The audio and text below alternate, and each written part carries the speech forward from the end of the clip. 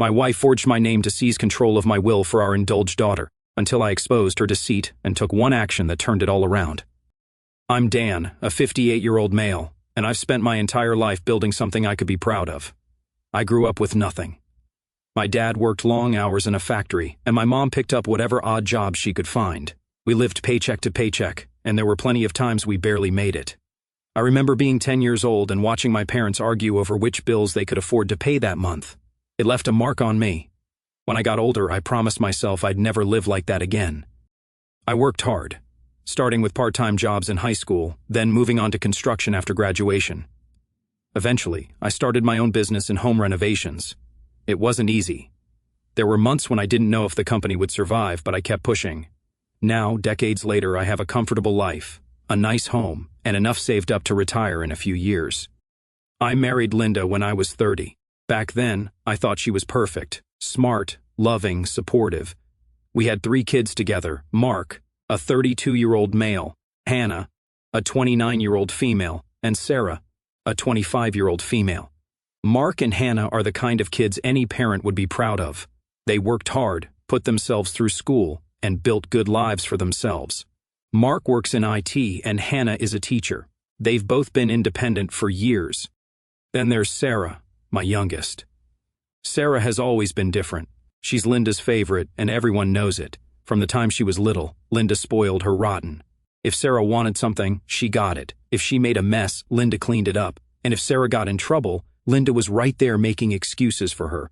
When Sarah was a teenager, she'd throw these tantrums if she didn't get her way. Not just regular teen attitude, but full-blown screaming, door-slamming fits. When I stepped in and set boundaries, Linda would back me off, saying, "She's just a kid, Dan, let her be." It got worse as Sarah got older. By the time she was in her 20s, she still acted like the world owed her something. For example, Sarah didn't want to work while she was in college. I told her I'd cover tuition, but she needed to get a part-time job for spending money. She promised she would, but every time I asked about it, she had some excuse. Either the job didn't work with her schedule, or the boss was mean, or the work was beneath her. Sarah would show up with new clothes or the latest phone, and I'd ask her how she managed to afford it. She'd shrug and say something like, "Mom helped me out." One evening, I brought it up with Linda. "Why are you giving Sarah extra money?" I asked her. Linda didn't even hesitate. "She's still figuring things out," she said, brushing off my concerns. I let it go at the time, thinking it wasn't worth a fight, but looking back, I realized that was a mistake. After graduation, it didn't get better. Sarah moved back home and refused to pay rent. She'd say things like, "The job market is so tough right now," meanwhile going out every weekend buying expensive makeup and spending hours on TikTok. Linda defended her every time. "She's just trying to find her place," she'd say. "We need to support her." The thing is, I love my daughter. I want her to succeed. But there's a difference between helping someone and enabling them, and Linda couldn't see it. I've had countless arguments with her about this over the years. "You're not helping her grow up," I'd say. "You're just making her more dependent on us." But Linda wouldn't hear it. "She's our baby," she'd argue. "We're supposed to be there for her." One of the worst examples happened when Sarah was only 17. She decided she wanted a brand new, fully loaded SUV. I told her she needed a steady job to afford it, but Linda jumped in, saying Sarah needed reliable transportation and brushing off my concerns about costs. A few days later, I came home to find Sarah browsing SUVs online with Linda's support. When I reminded them Sarah couldn't afford it, Linda dismissed me again, insisting they'd figure it out. I stood my ground, saying Sarah should wait until she was financially ready. Sarah sulked. Linda stayed annoyed, but in the end, the SUV never materialized. But it was a typical pattern. Sarah wanted something, Linda enabled her, and I was the bad guy for keeping things practical. That was the dynamic for years. Every time Sarah wanted something, Linda defended her needs, no matter what. And every time I stepped in, I was painted as the bad guy. Now, don't get me wrong. I tried to have a relationship with Sarah. I wanted to guide her, to help her grow into a responsible adult. But she didn't like me. She saw me as the guy who said no while her mom said yes. Still, I never imagined things would go as far as they did. I thought Sarah was spoiled, sure, but I didn't think she was capable of outright manipulation, and I definitely didn't think Linda would ever betray me like she did. It all started to unravel one evening a few weeks ago. I was in my study, going through some old files, when I noticed Linda's laptop sitting open on my desk. It wasn't unusual, she sometimes left it there. But something caught my eye. There was a document titled Revised Will open on the screen. I froze. My heart started pounding as I stared at the title. I hadn't talked to Linda about changing my will, so why was there a revised version sitting on her laptop? Against my better judgment, I clicked on it. What I saw made my stomach drop. The new will left almost everything, my business, our savings, the house, to Sarah. Mark and Hannah, who had worked so hard to build their own lives, were practically written out. And at the bottom of the document was my signature, except it wasn't mine. Someone had forged it. I sat there for a long time just staring at the screen. My mind was racing. Linda had done this. It was her laptop, her document, and her plan. She'd rewritten my will, forged my signature, and tried to cut out Mark and Hannah to give everything to Sarah. The betrayal hit me like a ton of bricks. I printed the document, slid it into a folder, and sat down in the living room to wait for Linda to come home. I didn't know how the conversation would go, but one thing was clear: I wasn't going to let this slide. That evening, Linda came home like it was any other day, casually setting her bag down and asking what I wanted for dinner. I couldn't hold it in. "Linda," I started, holding up the paper, "do you want to explain this?" She froze mid-step. Her eyes flicked to the paper and her whole demeanor shifted. "Where did you find that?" she asked, her voice tight. "Your laptop," I replied, keeping my tone even. "The better question is, why does this exist? What were you thinking? Did you honestly think I wouldn't find out?" She stood there for a moment, like she was deciding whether to lie or try to play it off. Finally, she said, "It's not what you think. I was just drafting ideas. I thought we could discuss it." "Discuss it?" I raised my voice. "You forged my signature, Linda. You didn't even mention this to me. This isn't brainstorming, it's betrayal." Her expression hardened as she crossed her arms. "I wasn't betraying you. I was trying to do what's best for the family. Sarah deserves more than the others. She needs help." I couldn't believe what I was hearing. "More than the others?" I repeated. "Mark and Hannah have worked hard to build their own lives. Sarah, on the other hand, has done nothing but take, and you want to reward that?" "She's our youngest," Linda shouted back. "She's had a harder time finding her way. The others are fine on their own." "And whose fault is that?" I countered. "Every time I've tried to teach her responsibility, you've swooped in to save her. She's 25 years old and still acts like the world owes her something. And now you're trying to give her everything at the expense of Mark and Hannah. This is beyond favoritism, Linda. This is manipulation." Her face twisted into a mix of anger and frustration. "You've always been too harsh on her," she shot back. "She's your daughter, Dan. You're supposed to support her." "I have supported her," I said, trying to stay calm. "I paid for her education, gave her a place to live, and covered her expenses for years. But support doesn't mean enabling. And forging my signature to rewrite my will? That's crossing the line." Instead of apologizing, Linda doubled down. "You don't understand. Someone has to look out for her. If you won't, I will." Her words were too much. It wasn't just about Sarah anymore. Linda was actively working against me, justifying deceit in the name of helping our youngest. I stared at her, realizing that the woman I'd trusted for nearly 3 decades didn't see anything wrong with what she'd done. "You know what, Linda?" I said finally, my voice steady. "This isn't just about Sarah. This is about trust, and right now I don't trust you." Her expression shifted, like she realized the gravity of what I was saying, but instead of apologizing, she turned and walked away. I tried to keep myself calm that night, but I couldn't sleep. I kept replaying the conversation in my head, trying to understand how we'd gotten here. Was this who Linda had always been, or had something changed over the years? Either way, I knew one thing: I couldn't just sit back and let this slide. The next morning, I called my lawyer. I told him everything, about the will, the forgery, and Linda's justification for it all. He didn't sugarcoat it. "Dan, this is serious," he said. "If she had filed that forged document, it could have caused chaos for your estate. You need to protect your assets immediately." Following his advice, I locked away my original will and all important documents in a secure safe. I also froze any accounts Linda might have access to, just in case. The more steps I took, the more real it all felt. My wife, the person I thought I could trust the most, had tried to undermine me. But things didn't stop there. Over the next few days, I noticed Linda acting differently. She started spending more time with Sarah, whispering behind closed doors and making calls she wouldn't explain. It felt like there was a whole side of her life I didn't know about. And the more I thought about it, the more I realized how blind I'd been to the patterns that had been building for years. The worst part? As angry as I was, a part of me still hoped she'd come to her senses and apologize. But deep down, I knew this wasn't going to end with a simple sorry. It was bigger than that, bigger than anything I'd ever imagined we'd face as a family, and I had no idea what to do next. Over the next few days, things at home got tense. Linda was quieter than usual, but not in a reflective or apologetic way. It was more like she was biding her time, waiting for something. She spent almost every evening at Sarah's apartment, claiming they were working on some things. She didn't elaborate, and honestly, I didn't press her for details. I was too angry and exhausted to keep fighting. But the nagging feeling that something wasn't right wouldn't leave me alone.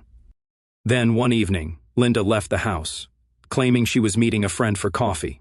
I wasn't convinced. For weeks now, her friendly meetups had coincidentally taken her to Sarah's place. I decided to follow her. I waited a few minutes after she left and then grabbed my keys. Sure enough, her car led me straight to Sarah's apartment. I parked a few streets away and waited. An hour later, Linda came out, carrying a stack of papers. My heart sank. I couldn't see exactly what they were, but I had a pretty good idea. The next morning, I decided I couldn't let this go unaddressed any longer. When Linda came into the kitchen for her coffee, I didn't give her time to settle. "What were you doing at Sarah's place last night?" I asked. She froze, the mug halfway to her mouth. "What do you mean?" she asked, playing dumb. "You know exactly what I mean," I said, keeping my voice steady but firm. "You said you were meeting a friend, but I saw you leave Sarah's apartment carrying papers. Care to explain?" Her face flushed, but she quickly recovered. "I don't have to explain myself to you," she said, her tone defensive. "You do when it involves my estate," I shot back. "I know you're hiding something, Linda. If you don't come clean right now, I'll take legal action." That got her attention. For a split second, she looked genuinely panicked. Then she crossed her arms and said, "You're overreacting. Everything I've done is for Sarah. She needs help, Dan, and if you're not willing to support her, then I will." I couldn't believe what I was hearing. "So you admit it?" I asked. "You're working against me to rewrite the will. You forged my signature, and now you're doubling down on this. Do you even hear yourself?" "She's our daughter," Linda said, her voice rising. "She struggled her whole life. The other two don't need anything from us. They're fine. But Sarah deserves a chance." "A chance at what?" I asked, throwing my hands up. "She's had every opportunity handed to her on a silver platter, and she's done nothing with it. You're not helping her, Linda, you're enabling her. And now you've dragged me into it with lies and manipulation." Her expression shifted, and for the first time, I saw anger replace her defensive stance. "You've always been too hard on her," she spat. "You never believed in her the way I do. All you do is criticize." "This isn't about criticism," I said, keeping my voice steady. "This is about trust, and right now I can't trust you. You've crossed a line, Linda. I don't even know who you are anymore." She turned and stormed out of the kitchen. I stood there for a long time, staring at the empty space she left behind, wondering how my marriage had come to this. Later that day, I called my lawyer again. "We need to move fast," I told him. I explained what I'd seen and what Linda had admitted. He sighed and said, "Dan, this is more serious than I initially thought. If she's already tried to tamper with the will and is still working on something, we need to act before she does more damage." We arranged to have a forensic expert analyze the forged document. Within a few days, the results confirmed what I already knew: my signature was fake. With this evidence in hand, I filed an injunction to block any attempts to alter or interfere with my assets. My lawyer also helped me secure tighter protections around my accounts and the estate as a whole. In the meantime, Linda's behavior only became more suspicious. She stopped trying to talk to me altogether, except for the occasional sarcastic remark. She spent most of her time out of the house, and when she was home, she was glued to her phone, texting furiously. It was obvious she was scheming with Sarah, but I didn't know what their next move would be. Then one evening, I overheard a phone conversation that confirmed my worst fears. Linda was in the living room, pacing back and forth while she talked. "He's on to me," she said, her voice low but sharp. "I don't know what else to do. If we don't act fast, it'll all go to Mark and Hannah, and Sarah won't get a dime." I felt a mix of anger and heartbreak. She wasn't just trying to help Sarah. She was actively plotting to cut out our other children. Mark and Hannah had done nothing to deserve this, and Linda's blatant favoritism had crossed the line into betrayal. That night, I locked up the house tighter than ever. I moved all important documents to a secure safe and changed the combination. I also installed cameras around the house just in case. At this point, I couldn't trust Linda to respect any boundaries. The weight of it all hit me hard. This wasn't just about Sarah anymore. It was about Linda's complete disregard for our marriage, our family, and everything I'd worked so hard to build. I knew things would get worse before they got better, but I was ready to fight for what was right.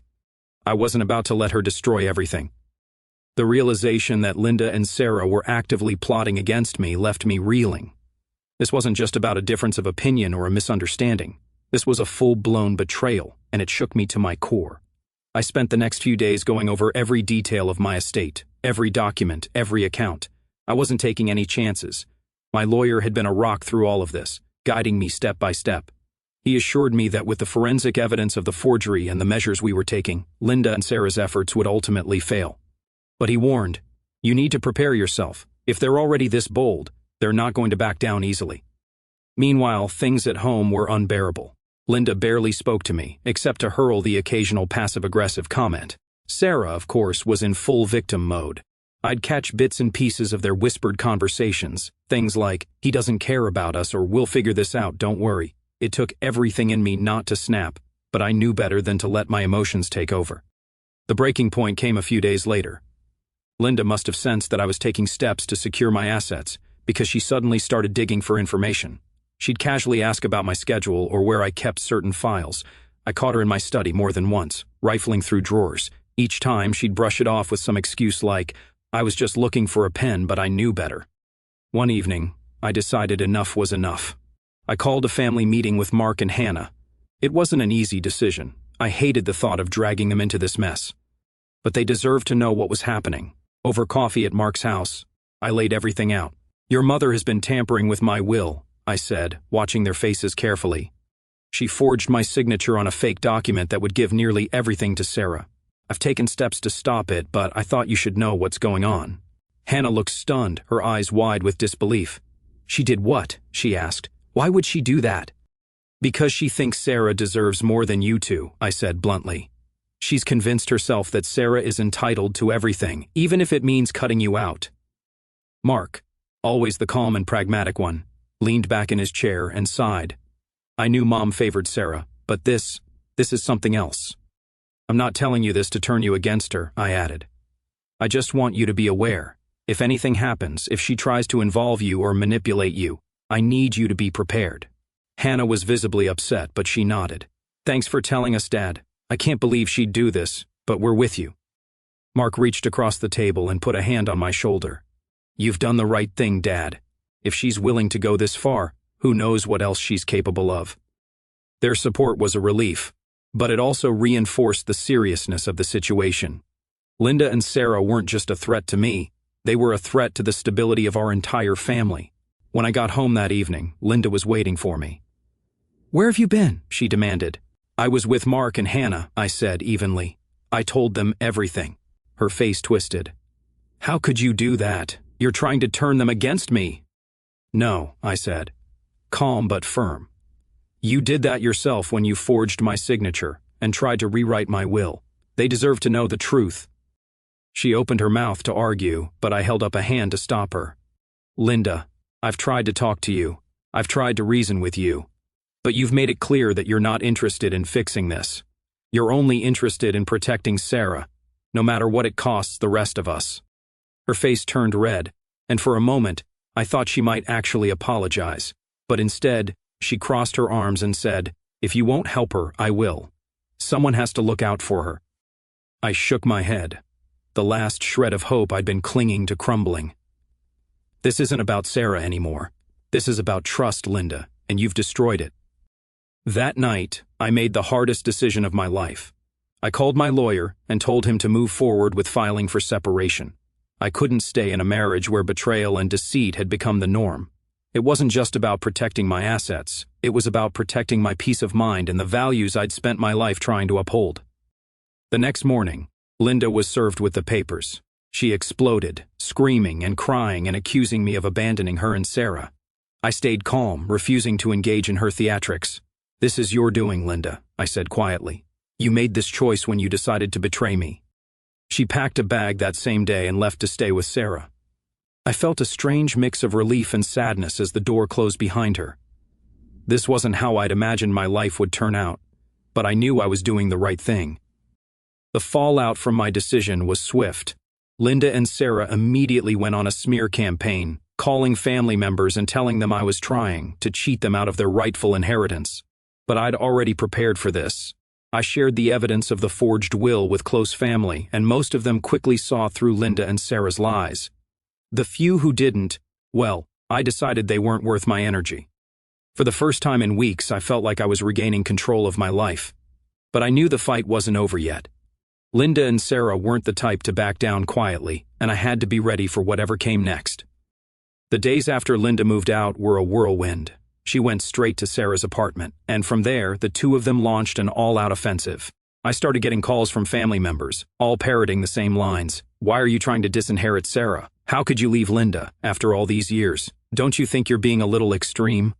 Linda and Sarah had spun the story to make it look like I was some kind of villain. According to them, I was selfish, abandoning my family, and trying to cut Sarah out of her rightful inheritance. But I was ready for this. I'd already spoken to my lawyer, and we'd agreed to release key evidence: the forged will, the forensic report, and the steps Linda had taken, if it became necessary to defend myself. I started with my siblings. My younger sister was the first to call, sounding genuinely confused. Dan, what's going on? Linda's saying you've turned your back on her and the kids. That doesn't sound like you. It's not, I said, keeping my voice steady. Let me tell you what's really happening. I explained everything: the forged will, Linda's secretive behavior, and her blatant favoritism toward Sarah. By the time I finished, my sister was furious. She actually forged your signature? She asked. That's not just wrong, Dan, that's illegal. Exactly, I said. And now she's trying to manipulate everyone into taking her side. I'm not going to let her rewrite the truth. My sister promised to share the real story with the rest of our family, and slowly but surely the tide began to turn. The relatives who had been quick to jump on Linda and Sarah's bandwagon started distancing themselves. It wasn't just about loyalty to me. It was about the sheer audacity of what Linda had done. But Linda and Sarah weren't backing down. Sarah, in particular, ramped up her entitlement. She started posting vague, passive-aggressive messages on social media about toxic parents and how she deserved better. It was embarrassing, honestly, but I refused to stoop to her level. The ultimate push came when Linda and Sarah tried to file a petition challenging the new will. My lawyer called me as soon as the papers were filed. Dan, it's exactly what we expected, he said. They're claiming the new will is unfair and that Sarah's being denied her inheritance. What are our chances? I asked, even though I already knew the answer. They don't have a leg to stand on, he assured me.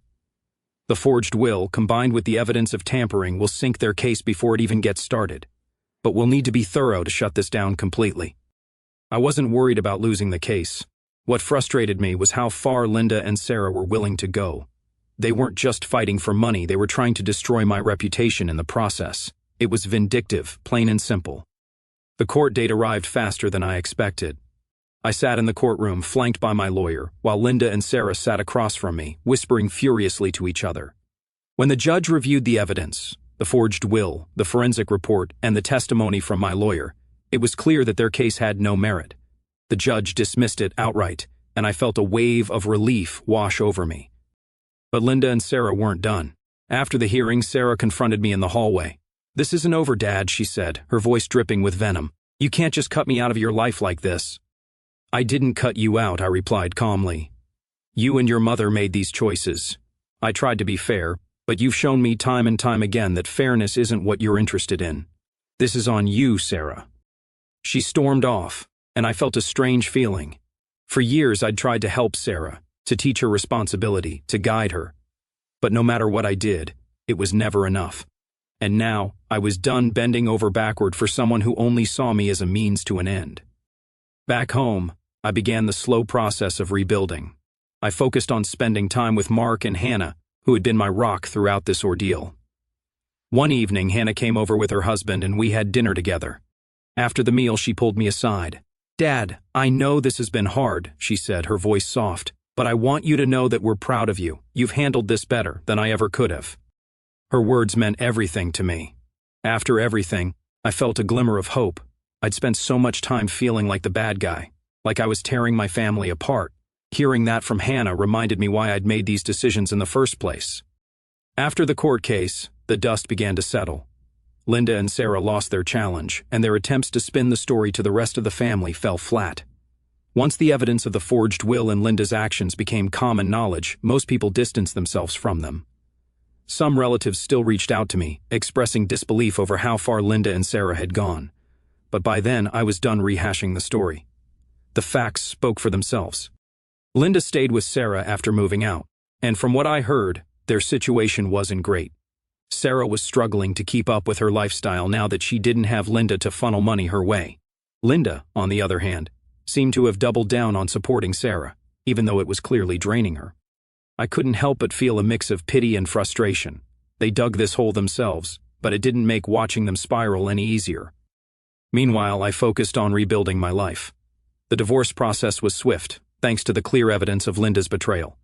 I was granted full ownership of my estate, and Linda walked away with a settlement my lawyer negotiated. It wasn't as much as she'd hoped for, but it was more than fair considering the circumstances. By the time the papers were signed, I felt a sense of closure. Not happiness exactly, but relief that this chapter was finally over. My relationship with Mark and Hannah grew stronger during this time. They'd been my anchor through the chaos, and I made a point to let them know how much I appreciated their support. We started spending more time together, family dinners, weekend visits, even the occasional vacation. It felt good to reconnect with them on a deeper level without the constant tension that had hung over us when Linda and Sarah were involved. One evening, Mark came over to help me with some repairs around the house. As we worked, he said, "You know, Dad, I never realized how much you were dealing with until all this happened. You've handled it better than I think I could have." I shrugged. "You do what you have to, Mark, that's all." "No, seriously," he said, setting down his wrench. "A lot of people would have crumbled under that kind of pressure, but you stood your ground. I hope I can do the same if I ever face something like that." His words meant a lot. I'd spent so much time questioning my decisions, wondering if I'd been too harsh or too rigid. Hearing Mark say that reassured me that I'd done the right thing, not just for myself, but for the family that truly cared about me. As for Sarah, I decided to let her go.